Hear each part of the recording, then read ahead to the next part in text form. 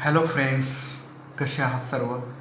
Welcome to my YouTube channel. आपण CRPC 1973 बघत आहोत आणि आपलं JMFCबद्दल डिस्कशन सुरू आहे.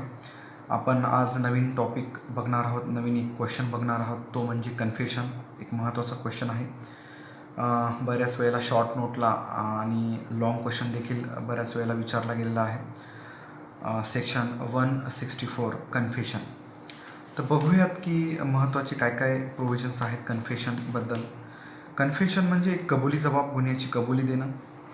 कन्फेशन बिफोर मॅजिस्ट्रेट ॲडमिसिबल आहे, परंतु confession before police officer is inadmissible. Police अधिकाऱ्यांसमोर दिलेला कबुली जबाब जो आहे तो कोर्टामध्ये स्वीकारला जाऊ शकत नाही, त्याला काही व्हॅल्यू नसते. तर बघूयात की सेक्शन 164मध्ये काय काय महत्त्वाच्या तरतुदी आहेत आणि कन्फेशनबद्दलच्या.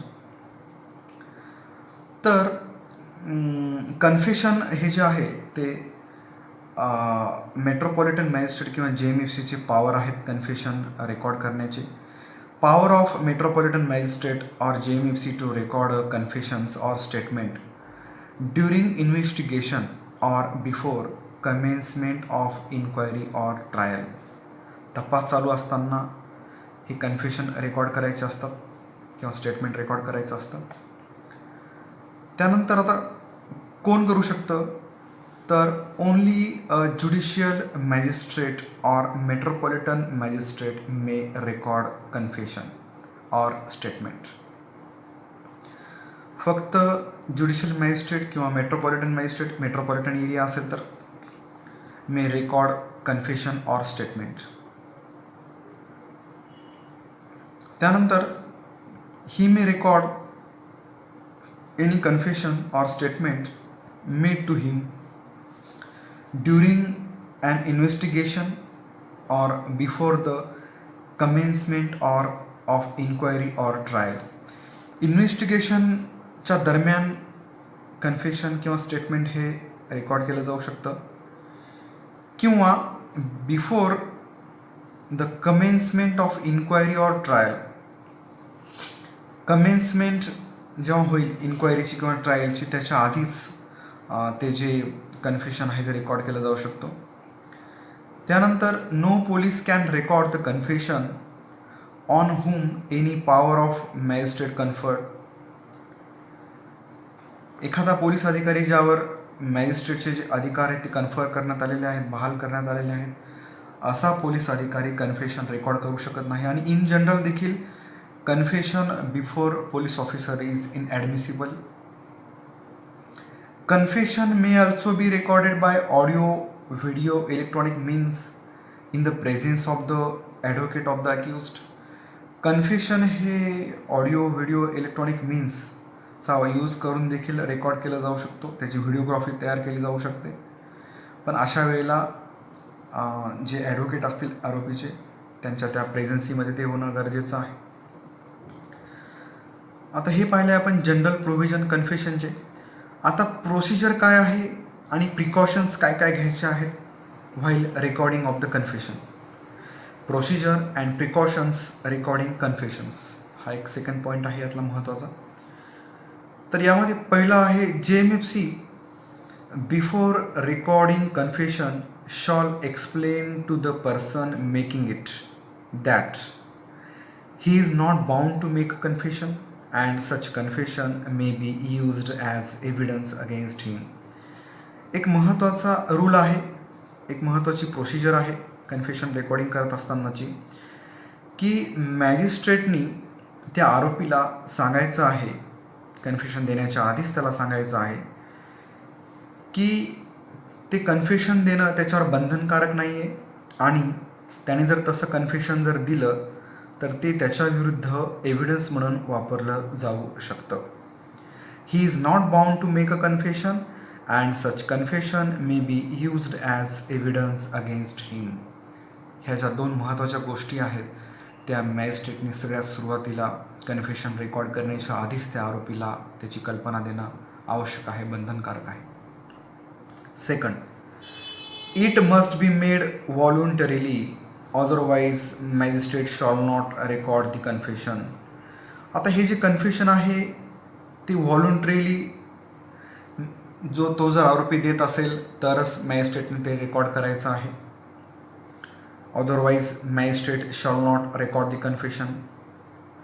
नाहीतर मॅजिस्ट्रेटने ते कन्फेशन रेकॉर्ड करण्यास नकार द्यायचा आहे, त्याला परत पाठवायचं आहे. तिसरं, magistrate shall disclose his identity to such person to assure him that he is no longer in the hands of police. अजून एक तिसरी महत्त्वाची जबाबदारी आहे मॅजिस्ट्रेटची कन्फेशन रेकॉर्ड करत असताना. मॅजिस्ट्रेटनी त्या आरोपीला सांगायचं आहे की मी स्वतः मॅजिस्ट्रेट आहे आणि इथे कोणताही पोलीस अधिकारी प्रेझेंट नाही आहे आणि तू जो आरोपी आहेस तू आता पोलिसांच्या कस्टडीमध्ये नाही आहेस. ह्या गोष्टीचा विश्वास न्यायाधीशांनी मॅजिस्ट्रेटनी त्या आरोपीला करून द्यायचा आहे. Magistrate shall disclose his identity to such person to assure him that he is no longer in the hands of police. तो पोलिसांच्या ताब्यात नाही आहे अशी त्याची खात्री पटवून द्यायची आहे कन्फेशन रेकॉर्ड करण्याच्या आधी.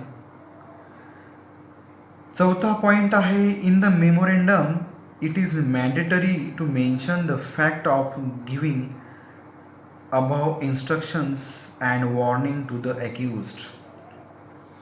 कन्फेशन ज्या वेळेला रेकॉर्ड केलं जाईल तर त्या कन्फेशनच्या मेमोरेंडमवर ह्या ज्या सगळ्या सूचना आहेत ज्या आपण वर बघितल्या की कन्फेशन देणं त्याला बंधनकारक नाही आहे किंवा कन्फेशन दिल्याच्या नंतर त्याच्या विरुद्ध ते पुरावा म्हणून देखील ग्राह्य धरलं जाईल.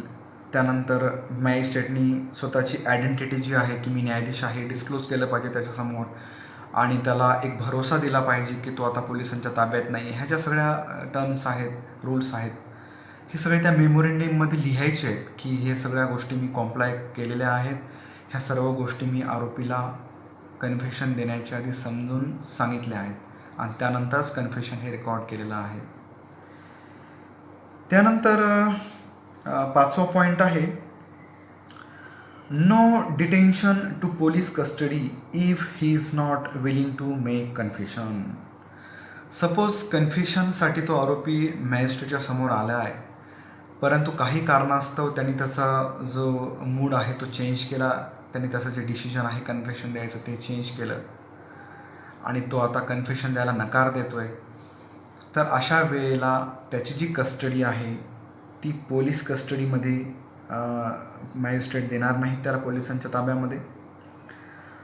त्याला त्यानंतर ज्युडिशियल कस्टडीज त्याची द्यावी लागेल. No detention to police custody if he is not willing to make confession. त्यानंतर सहावा पॉईंट आहे, any confession shall be recorded according to rules provided under section 281 of CRPC. Confession जे आहे ते 281 CRPCमध्ये जे रूल्स प्रोव्हाइड केलेले आहेत त्याच्यानुसार रेकॉर्ड करायचं आहे. सातवा पॉईंट आहे, confession recorded shall be sign by accused and magistrate. आता याआधी आपण मागच्या व्हिडिओमध्ये बघितलं की 161 जे स्टेटमेंट आहे त्यावर ते स्टेटमेंट देणाऱ्याची सही नसते, साक्षीदारांची सही नसते, परंतु कन्फेशनवर त्या कन्फेशन देणाऱ्या आरोपीची सही असते तसेच मॅजिस्ट्रेटची तर असतेच. या दोघांच्याही सह्या त्यावर असणं आवश्यक आहे. Confession recorded shall be sign by accused and magistrate. त्यानंतरचा आठवा पॉईंट आहे, the magistrate shall make a memorandum at the foot of such record. मॅजिस्ट्रेटनी कन्फेशन रेकॉर्ड केल्याच्या नंतर ह्या सगळ्या गोष्टीला कॉम्प्लाय केलं त्याचा एक खाली मेन्शन करायच्या आहेत त्या सगळ्या गोष्टी. त्यानंतर 9वा पॉईंट आहे, एनी स्टेटमेंट बाय अक्युज्ड.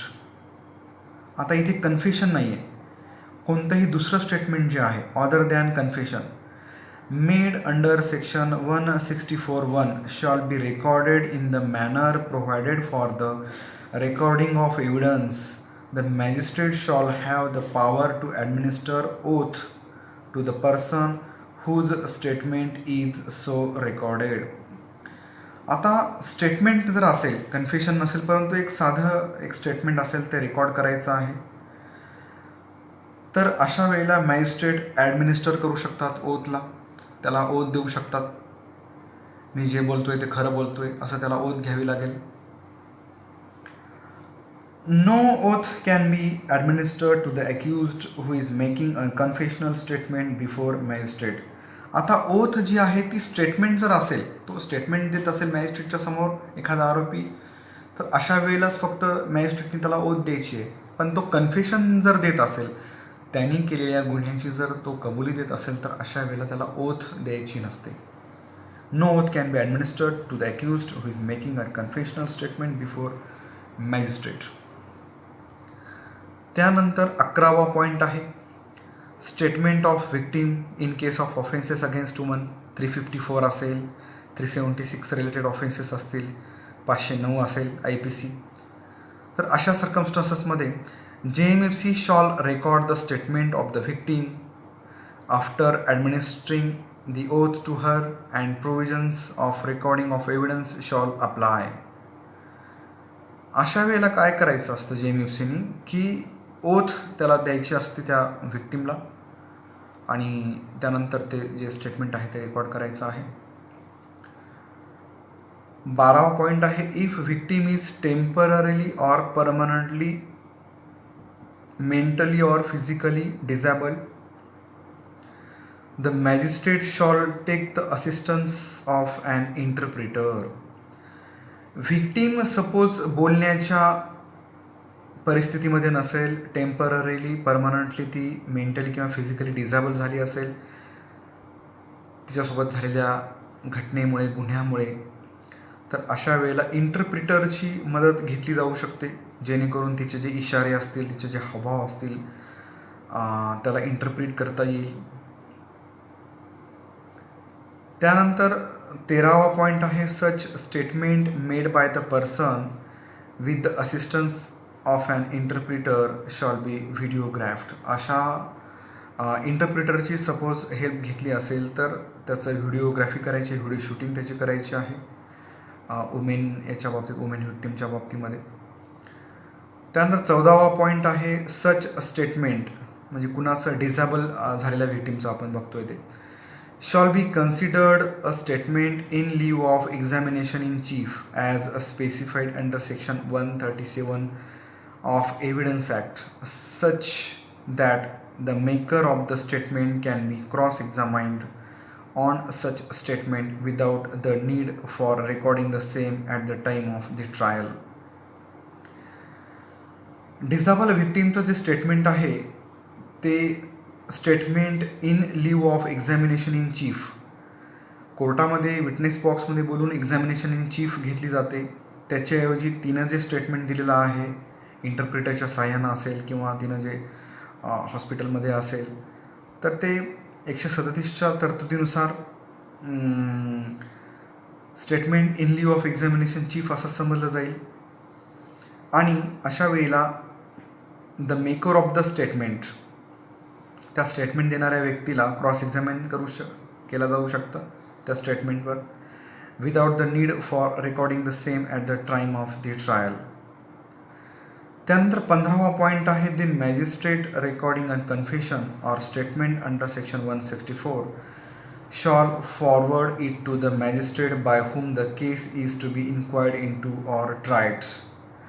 आता हे जे कन्फेशन असेल किंवा स्टेटमेंट असेल 164 खालचं, तर हे कन्फेशन किंवा हा जे स्टेटमेंट रेकॉर्ड केल्याच्या नंतर ते मॅजिस्ट्रेटनी ते फॉरवर्ड करायचं आहे कुणाला, ज्या मॅजिस्ट्रेटच्या समोर त्याची ट्रायल चालू आहे त्या मॅजिस्ट्रेटला किंवा पर्टिक्युलर त्या CJMला ते फॉरवर्ड करायचं आहे.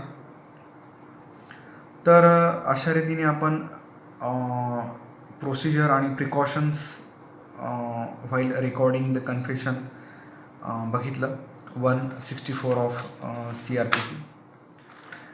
यानंतर पुढील व्हिडिओमध्ये आपण बघणार आहोत procedure when investigation can not be completed in 24 hours 167.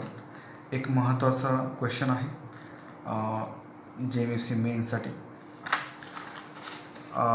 CRPCवरचे video पाहण्यासाठी माझ्या या चॅनलला सबस्क्राईब करा. थँक्यू.